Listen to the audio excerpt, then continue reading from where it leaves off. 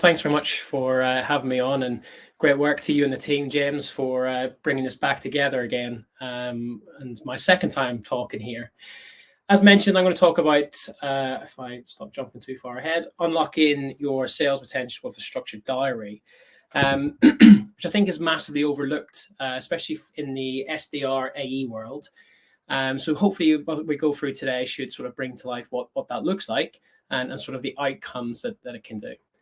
You gave me a great intro there. As James mentioned, I used to be in the British Army, done several tours of Iraq, was stationed out in the Middle East, across Europe as well. But yeah, fast forward to the day, I'm work for Big Team Can. We're a leading sales enablement platform. And by putting in this diary method that I'm going to talk to you about today, this actually helped me in my first year being the first sales rep on the ground, book over 100 meetings in that first, say, 12, 18 months of being here, because it gave me a purpose in the day that I was able to stick to. So inside this session, I'm going to simply talk about how you can structure your diary to really elevate your performance as a customer-facing rep, but also how you as a sales leader, manager can use that information to either scale it across other teams or see where there are gaps within the team itself. We as sales reps get 168 hours each week. I'm sure some of us work a lot more than that, but we need to be really ruthless with our time. So within this competitive landscape that we find ourselves in 2023 and going into 2024, we really need to start honing in our skills on organization, time management, and communication with our prospects and customers. Now, this isn't always the case. According to Forbes, as you can see there, 28% of sales reps follow a structured management methodology, which is insanely small, considering, I think someone mentioned on a talk, there's 20 million salespeople in the world. Now, if you don't have guardrails in place, people squander critical minutes and hours each day doing the wrong activities and tasks. And then when it comes around to 5, 6 o'clock, they're thinking, where's the day gone? So they've wasted a lot of time. Now, in this world of sales that we all live and breathe in, we are tasked with many different things. It could be posting on LinkedIn. It could be following up with customers. It could be getting into meetings, cold calling.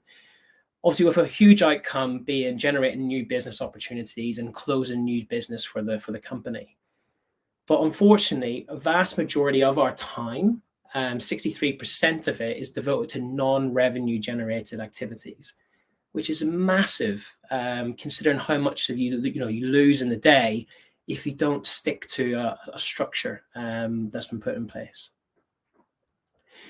One of the things I like to talk about in my time, when I first got into sales by leaving the British Army, I find that people around me were very successful, knew what they were doing, and I didn't know what time blocking was. So by being able to understand and learn time blocking, it actually really excelled my role and actually saved my job actually in the first 6 weeks working at Lead Forensics, because I actually was able to focus. It allowed me to generate momentum within my role, maximize productivity, and ultimately start driving better results that seen me get promoted through the company itself, moving up from SDR into one of the top teams inside the organization. So what does it look like? Well, a structured diary, and we all live in them. There's sometimes you might have access to 20 diaries. Well, what I talk about a structured diary is, and if I just make this a little bit bigger, is all about planning your day. It seems very simple, but a lot of us just don't do it at all. And some of us as managers don't follow up with our reps to make sure they're sticking to a structured day. So we hear time and time again when we make calls, do it in the morning, take breaks. A lot of people don't. Take time to do some LinkedIn outreach, do a power hour in the afternoon. And no, that is not having a sleep. That is picking the phone up and making more calls. And then preparing for the day ahead, as in tomorrow, but also working with your manager, doing some training, reviewing calls that might have gone wrong, but also good calls too. And when I break this down, especially with my team, we really think about, obviously those outbound calls. We want to do our outbound LinkedIn outreach, and we want to respond to emails. But we don't want to be doing all of that at the same time.